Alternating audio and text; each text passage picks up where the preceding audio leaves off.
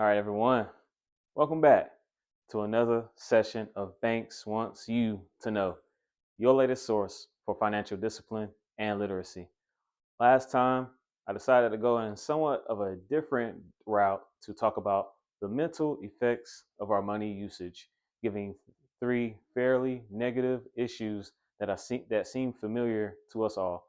I called them scaries in the video, and they were: you're scared to check your account balance, you're scared to check what your paycheck is looking like, and finally, you're scared to spend money. Now, if you missed out on that one, please feel free to check that video out in your spare time. I'm sure you will resonate with either one of those not so good habits that I just mentioned. Although I did talk about a solution for each of them, I did it briefly, but I did it intentionally. Why? Because I decided to elaborate on those in a separate video today, which is coming right now, giving them their own space. On the road to financial discipline, we will have to notice and address the bad money habits we have, and then we have to make efforts to change them into good ones.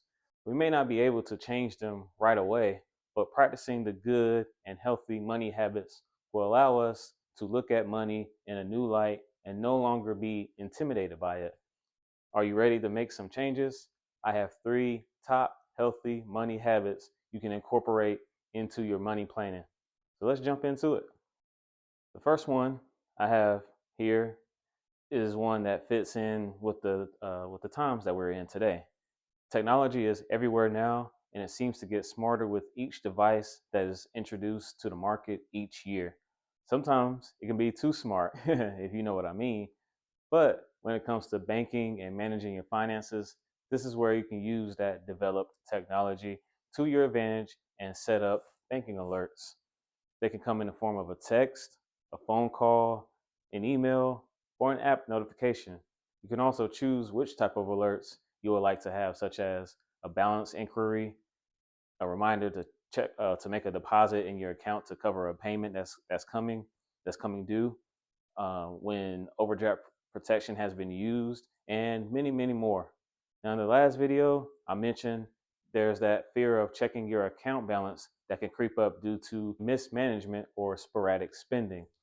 The anxiety starts to settle in when you realize there's a payment to make and you're not so sure there's enough money left to make it, or not enough left to make it until the next payday. These alerts can solve that problem. For example, let's say you've handled most of your obligations for the pay period and you have a balance alert set up to come to you, let's say every morning. Once you wake up, you'll get the alert of your balance and you'll know what you can do next with your money, whether it's save, spending on something that you had your eye on for a little while, or anything else. But having this set up is a step to planning, a way to be on point with your money management, and it can give you a peace of mind. One suggestion I would like to give is to still check your account activity to make sure that the bills that you submitted for payment are showing on it, or else you'll have to do some math to get your real balance. Who knows? There's likely an alert out there to inform you of certain payments going through your account as well. The next healthy habit when it comes to making your money moves is similar to the first one in a way. The only difference is this one will require more effort on your part. While the first good habit informs you automatically of your bank account status, this one is more of a manual step to achieving financial discipline, and that is tracking your own spending.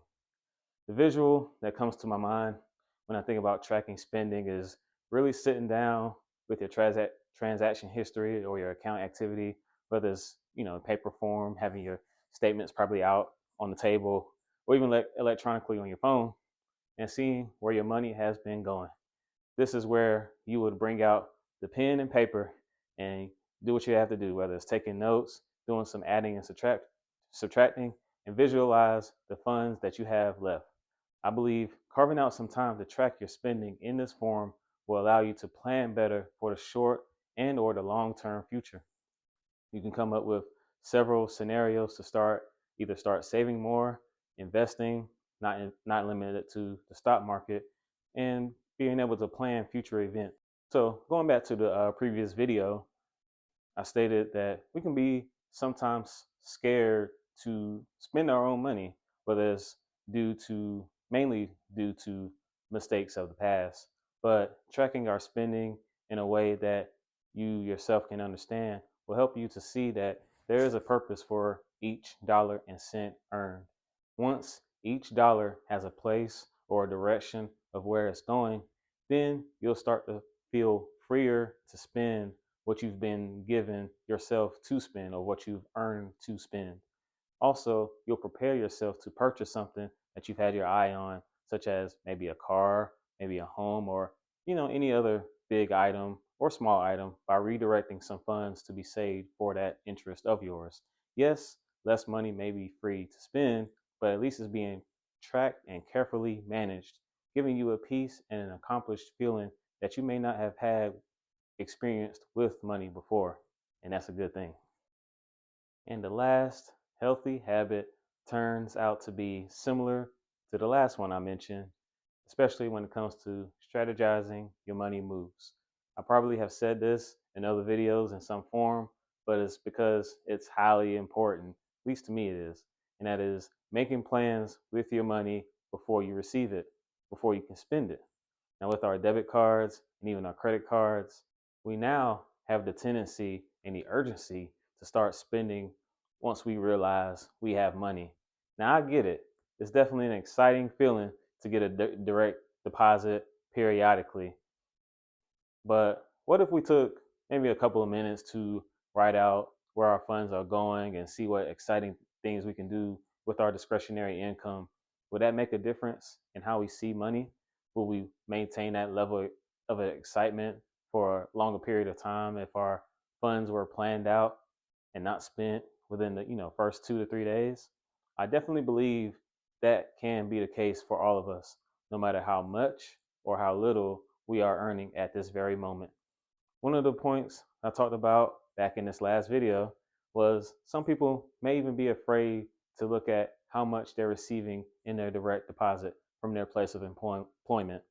And there could be several reasons for this, but each time someone has this approach, the blind spending gets worse and worse, and it eventually takes someone into a deep hole that can be hard to escape.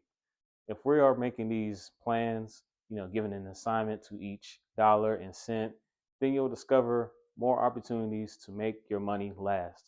Saving is the first thing that comes to mind because that may be the most popular thing that we say we are unable to do. Also, when it comes to spending, you can even plan how you're going to treat yourself. You could say things like, okay, I can definitely get these new shoes this time, or you can, lay back and just be like, I have something coming up. Maybe I'll just wait until next time. Or even, well, I have a little extra. Let me treat someone to dinner this time around. When you make plans, your dollar goes further and it goes to good use. What I have here is one of my whiteboard examples to elaborate on habit number 3, which is, strategizing your money moves before you start spending. So on the left side here, I'm going back to our $1,500 example that I've covered in past videos. $1,500 every 2 weeks. Let's say our payday was May the 30th. Got 1,500. You have already set aside 1,150 for your bills, so you have 350 that you can spend. That's free money. That's discretionary income, and you can kind of decide what you'd like to do from there. This is with a plan. Now on this side, more the dangerous side. Let's say you did not have a plan when you got paid on the 30th. If you did not have a plan, you got 1,500, but maybe some things came up, like some events, things like that, and you were just like, okay, I got money. Now it's time. Now it's time to spend it. Okay, right after you get off work, let's say, right, you hit the mall, you spend this much. Then right after that, maybe it's date night, you spend 75. Next day, you're back at it. You're swiping the debit card again. maybe there's an event or two downtown in your area with some friends. You spend this amount, spend 85, and then maybe you're back home on Sunday. You see a couple of things online, and you spend 60 on Amazon, which could be an addiction of some sorts for a lot of us. You add that up, that's a total of $370 that you have spent already before you even have started planning out your bills. So I wrote this in red because now it's like you're in the red, or you're in the negative in a sense, because you've you've already spent more than this, and you may even you got gas to get, you got groceries to get to try to make it for the next 2 weeks, and now you're coming into your bill money. So is there a bill that's gonna have to not get paid, and then all of a sudden you're on a delinquent track because you're missing a payment? So that's kind of a slippery slope, I would say, to get into.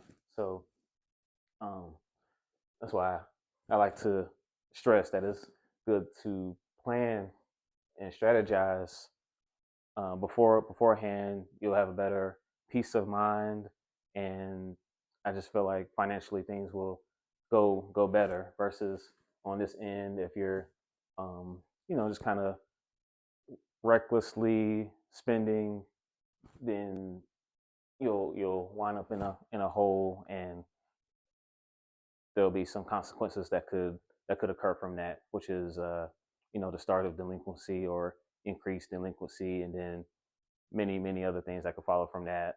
And hopefully we don't get to the point where a repossession may occur, or foreclosure occur, or an eviction, or just you know a bad hit on your credit. So definitely some things to watch out on that end. I'm sure there are plenty of other healthy money habits you can incorporate or have already incorporated into your routine.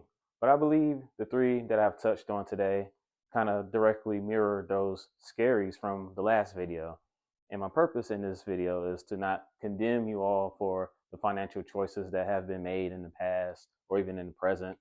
I mean, I've made several blunders myself that I'm not proud of. But the purpose is to bring up a problem that I've either encountered or seen from others and find a solution to it so that we can all grow, prosper, and eventually seek wealth for each other and our families.